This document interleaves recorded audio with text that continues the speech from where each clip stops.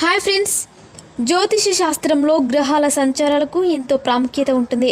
ఖగోళంలో అనేక గ్రహాలు ఉన్నాయి. ఒక్కో గ్రహానికి సొంత లక్షణాలు ఉన్నాయి.